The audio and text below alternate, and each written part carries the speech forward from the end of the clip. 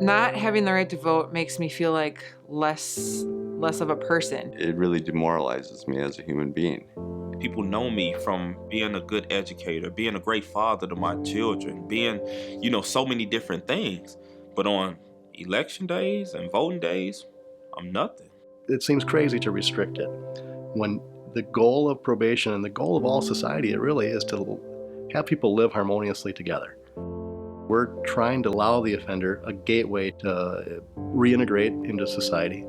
And what better way, again, to have that someone feel more a part of something than to allow them to vote. We're trying to prevent future crime. We're trying to prevent people's attitudes and beliefs on probation to turn negative, to allow an offender to feel less about themselves for no apparent reason just leads to that. You have to recognize that each offender is different. They come with all their some strengths, some weaknesses. They're just people like you and I. I grew up in the suburbs. I had a good home, good family, supportive parents. Went to school, A honor roll student. I was a cheerleader, involved in sports and activities. Well, I was born and raised in Chicago, Illinois. Economically deprived. I was smart, I had talents. I thrived in a number of ways, but everybody didn't have a bright future. I grew up in rural Minnesota, a town of 6,000 people. There's nothing to do. There's no YMCA. There's nothing really established for kids. I seemed to fit in better with the outcasts. The outcasts did drugs. So even though I had everything going for me, I made some bad decisions, and because of that, ended up getting into some bad trouble, some deep trouble, and ultimately had to go to prison and end up with felonies on my record.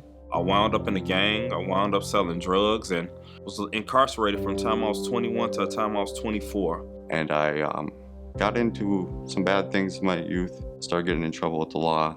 It doesn't matter what the offense history is.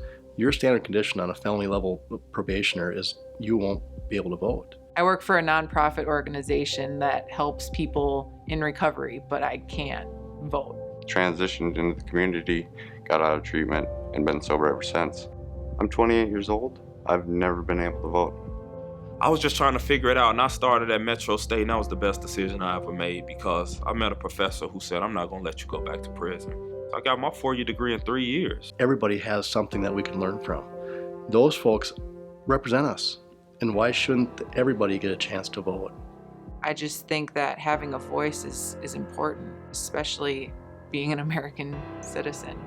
I feel everybody's voice is important, and I want, the policies to change so everybody can express their voice through votes. There are a lot of great people like me, and the conditions we go through in terms of gangs and, social ills shouldn't determine, our fate. So I'm looking for a second chance. I feel like I deserved it. I'm an educator. I'm a trainer. Work with kids all over the country, and I just want to be accepted. I want to be able to cast a ballot.